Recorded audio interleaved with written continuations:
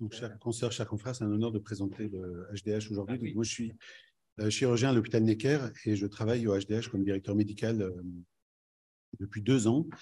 Et je vais vous expliquer ce qu'est cette structure. Juste un mot avant de commencer. C'est vrai qu'on a parlé des registres, parce qu'il n'y a pas de diapositive sur les registres dans la présentation.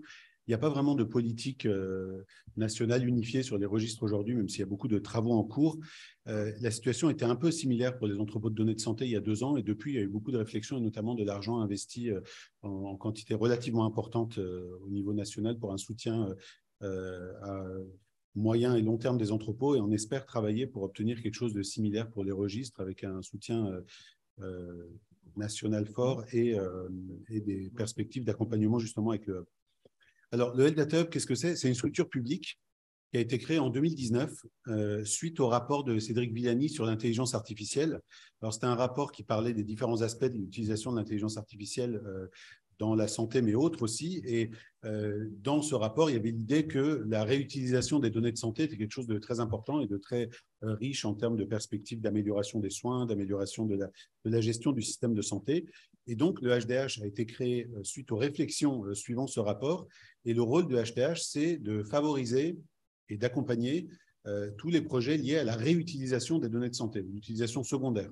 Donc, c'est uniquement des données qui ont déjà été collectées et pour favoriser leur réutilisation. Le HDH repose sur un trépied. Le premier principe, c'est qu'on ait un guichet unique d'accès pour la réutilisation de ces données. Donc, l'idée, c'est qu'on offre un accompagnement aux porteurs de projets qui veulent se dépêtrer dans ce monde de la réutilisation des données, qui est compliqué à la fois d'un point de vue réglementaire, il faut passer plusieurs barrières avant d'arriver aux données, et puis d'un point de vue technique, parce que, comme on a évoqué plusieurs fois avec Patrick Blain ou Martine Gillard ou Axel Menu, les questions de chaînage, par exemple, nécessitent des compétences spécifiques et techniques que souvent n'ont pas les porteurs de projets médicaux. Et donc, cette idée de guichet unique, c'est l'idée d'un accompagnement étape par étape pour construire des projets avec nous. Ce sur quoi repose, parce qu'il y a derrière ce guichet unique, c'est une plateforme de travail, donc un espace de travail qui est à la fois sécurisé et à l'état de l'art en termes de capacité technique, et qui contient aussi des outils qui permettent de mener à bien ces projets. Par exemple, des outils d'exploration du SNDS, des outils de minage du SNDS spécifiques dédiés à des questions précises, comme par exemple, récemment, on a décerné les lauréats d'un appel d'offres qui visait à trouver de nouveaux algorithmes de minage du SNDS, dont certains étaient dédiés, par exemple, à la recherche de cas de maltraitance, d'autres au repérage de certaines pathologies rhumatologiques, des choses ciblées. Et donc, il y a des outils aussi sur cette plateforme. Et enfin, la troisième composante de ce trépied, c'est le catalogue de données. Et ça, c'est un sujet qui a suscité beaucoup de malentendus et de questionnements au début de la création, au moment de la création du hub. Ce catalogue, qu'est-ce que c'est? Ce sont des données qui sont sélectionnées pour être scientifiquement intéressantes et porteuses à long terme et qui sont sur l'espace de travail du hub.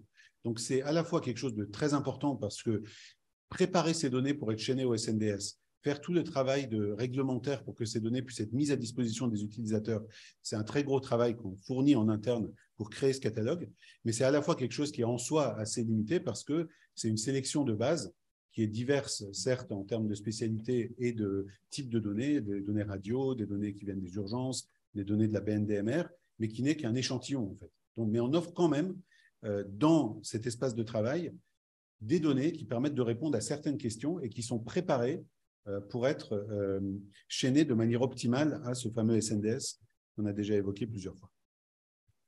La création du hub en 2019, mais surtout depuis 2019, en fait, ça s'intègre dans un contexte où les demandes de réutilisation des données se multiplient, à la fois chez nous, en France, mais aussi en Europe.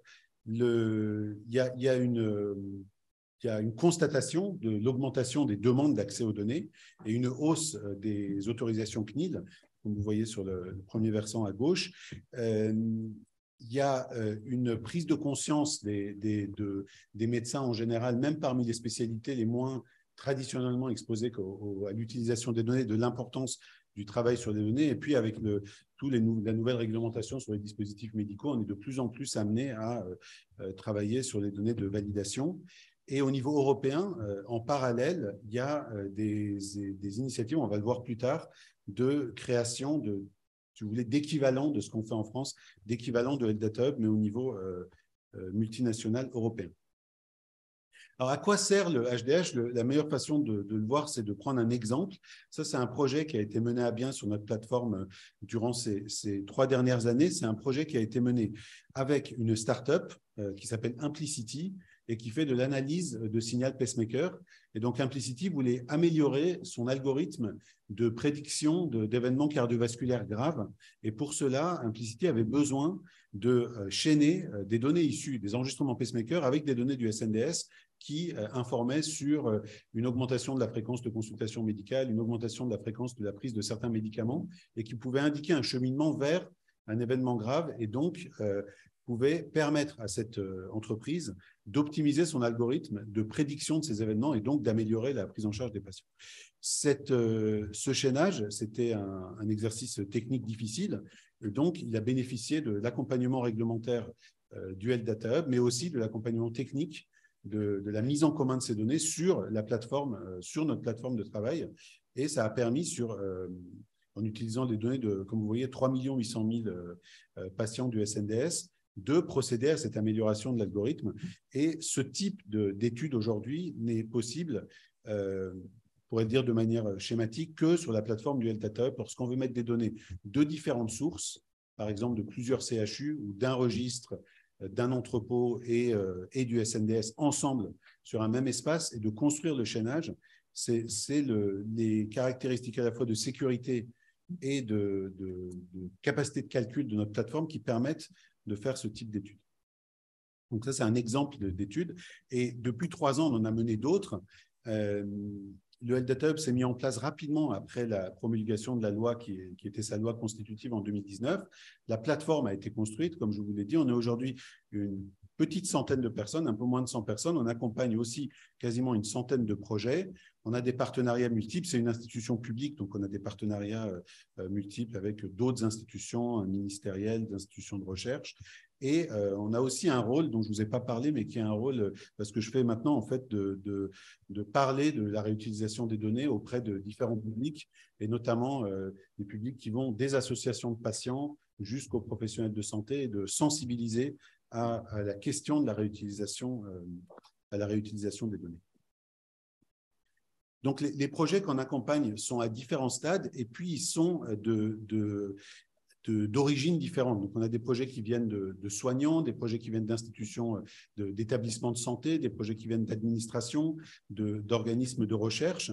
Et on essaye d'améliorer notre accompagnement en travaillant avec les différents partenaires qui sont les étapes à franchir lorsqu'on mène ces projets, notamment la CNIL et le CESRES, qui sont des entités qui sont bien sûr indépendantes du Health Data Hub, mais notre connaissance du chemin d'accès aux données nous permet d'accompagner de manière optimale les porteurs de projets pour qu'ils puissent aller le plus rapidement possible à travers ces 2 portes qu'ils doivent franchir pour mener à bien leur projet. Donc, on les aide à construire le dossier, à affiner la problématique, à construire la bonne équipe, à choisir les bonnes caractéristiques techniques pour que leur projet soit à la fois scientifiquement solide et d'intérêt public pour être apprécié par la CNIL et puis suffisamment solide sur le plan réglementaire pour répondre aux exigences de la CNIL.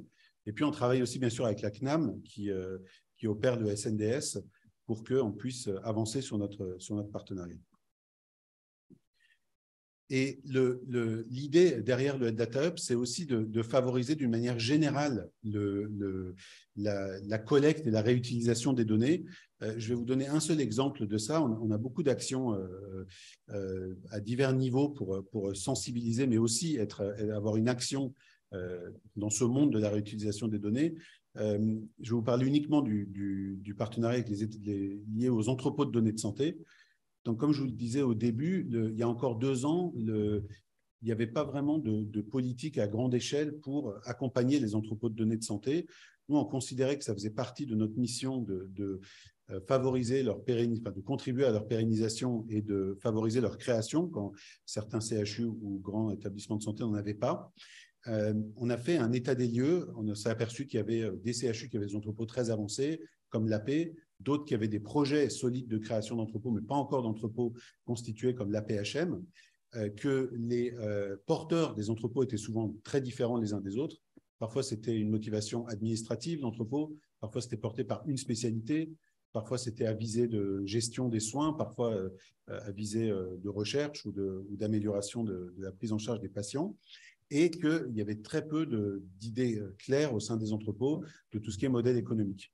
Donc, ce qu'on a fait, c'est qu'on a construit des projets multicentriques avec des sous-groupes de CHU.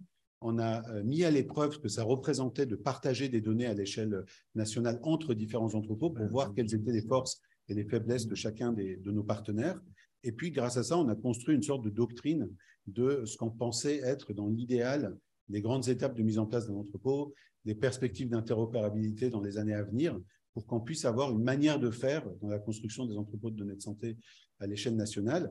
Et à force de mettre ce sujet en avant, nous et puis d'autres aussi partenaires ministériels, entre autres, l'idée de l'importance des entrepôts s'est consolidée et il y a eu un appel à projet avec un financement assez généreux de 50 millions d'euros qui a été lancé l'année dernière pour soutenir une sélection d'entrepôts et les pérenniser, ou alors contribuer à les créer ou contribuer à les pérenniser.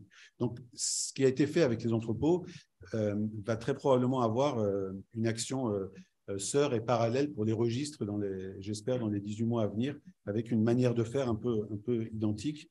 Et j'espère l'idée qu'il faut avoir des financements pérennes et les consolider, et en même temps, de notre côté, avoir une offre d'accompagnement qui soit structurée, comme ce qu'on a fait avec les entrepôts. Alors, ça, c'était pour notre action à l'échelle française. On essaye aussi d'avoir une action à l'échelle européenne parce que le partage des données, notamment dans l'exemple des maladies rares ou en oncologie est fondamental à une échelle aussi européenne. Et à ce niveau-là, le projet le plus emblématique, c'est l'EHDS, donc le European Health Data Space, qui est une sorte de Health Data Hub à l'échelle européenne. Et donc, on a été sélectionné par la Commission européenne pour être le leader du consortium qui va construire la première version de l'EHDS. Donc ça, c'est une chance parce qu'on va pouvoir contribuer à structurer cette EHDS un peu sur des principes qu'on a déjà mis à l'épreuve à l'échelle nationale et qui ont construit le Health Data Hub. Et cette EHDS, l'idée, c'est un peu la même chose, c'est d'avoir un guichet où à l'échelle européenne, on puisse accéder et pouvoir repérer où sont les données et puis les amener sur un espace de travail et travailler sur ces données au sein d'un espace sécurisé. Donc, cette EHDS est en cours de construction et on est les opérateurs de la première version de cet entrepôt. Et comme vous voyez, il y a pour l'instant dans ce pilote 9 pays avec 17 partenaires et on a un budget pour dans les 2 ans construire cette version bêta de l'espace européen des données. Et comme ce qu'on avait fait pour les entrepôts, ça fonctionne autour de cas d'usage. Et chaque cas d'usage a une thématique médicale, des pays partenaires qui participent à la construction de ce cas d'usage, et puis un meneur qui peut être une agence comme l'agence European Medicines Agency, ou nous, par exemple, on est aussi meneur d'un cas d'usage, ou encore des entreprises. Donc, chaque cas d'usage a une thématique, une liste de pays et un organisme qui le mène. Et c'est sur la base de ces cas d'usage qu'on va en déduire des éléments de doctrine qui vont nous permettre de structurer le HDS. Donc, on a 2 ans pour mener ce travail. Voilà. Merci pour votre attention. On ne pouvait pas être plus clair. Il y a des questions. François Richard, puis Albert-Claude Denamot. Vous avez 2 questions. La première, vous avez évoqué au début de votre présentation, qui était très claire, le futur financement des registres. Vous pouvez en dire un petit peu plus? Alors, non, je suis peut-être un peu avancé. On veut porter l'idée qu'il faut faire la même chose que pour les entrepôts. Oui. Donc, nous, ce qu'on va faire, on est en train de réfléchir avec notre conseil scientifique pour avoir déjà une idée de ce qu'il faudrait faire dans l'idéal pour les registres. Et après, ça va être un long travail de lobbying pour essayer de construire. Donc, on est très au début. On est au début, mais finalement, c'est allé assez vite pour les entrepôts. Parce oui. Entre ce travail préliminaire et l'appel d'offres de 50 millions d'euros, il y a eu 2 ans. Donc, on espère avoir une démarche un peu parallèle pour les registres. D'accord. Et deuxième question, on a obtenu dans le cadre du Haut Conseil des nomenclatures le fait que pour les actes innovants qui n'ont pas une base d'études pré-inclusion suffisamment importante, on a le principe des inscriptions provisoires qu'on a lié à l'obligation de remplir des registres. faute de quoi l'inscription provisoire serait supprimée, ou ça permettrait de voir si on les transforme en inscription définitive.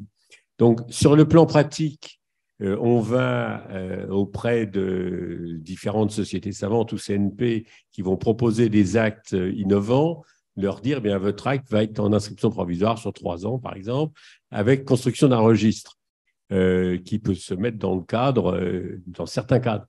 Est-ce que vous avez une structure au niveau du Health Data Hub qui peut permettre, il va y en avoir pas mal, puisque là, on a eu sur 8 cas d'actes innovants qu'on a vus au niveau du Haut Conseil de nomenclature, il y en a 4 à qui on a imposé l'inscription provisoire. Sur le plan pratique, est-ce que le Health Data Hub a une structure où peut être organisé? Comment on peut travailler ensemble? Alors, pour l'instant, on n'a pas d'offre structurée pour accompagner les registres, mais on est en train de la construire. Donc on aura, comme pour les entrepôts, j'espère dans 18 mois à 2 ans, une offre pour les registres. Donc, il faut que je me débrouille entre-temps et il faut qu'on se parle ensuite. Albert Claude, oui, poser une question peut-être difficile. Le HDH est un groupement d'intérêt public. Il est financé à quelle hauteur? Quelle est sa stratégie financière? Vous avez quelle puissance de frappe en financement de quoi? Selon quels critères, quel cahier des charges? Alors, je ne connais pas la valeur du financement, mais on a 2 manières. C'est le ministère de la Santé qui paye? C'est qui? C'est l'État? D'où vient l'argent? Et quel est le budget de fonctionnement du groupement d'intérêt public? C'est des données publiques. C'est une donnée publique qu'on ne connaît pas par cœur avec Hossein, mais qu'on pourra vous transmettre. Et pour le moment, depuis sa création, c'est en effet financé sur la base de l'Ondam. C'est une sous-enveloppe de l'Ondam. Donc, pour l'instant, pour poser la même question qu'Albert Claude, mais de façon, je dirais, encore plus triviale, est-ce que vous avez une forme de business plan? C'est-à-dire que... Oui, c'est ça, la stratégie financière.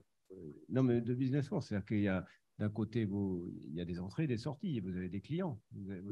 Est-ce que si on vous demande un service de façon très concrète, on part d'un cas d'usage, que ce soit nous ou une société savante, et comment sélectionnez-vous vos projets? Ou un laboratoire privé vient vous demander une étude particulière, un chaînage, etc. Comment ça se passe en pratique? Sur ça, il y a 3 choses.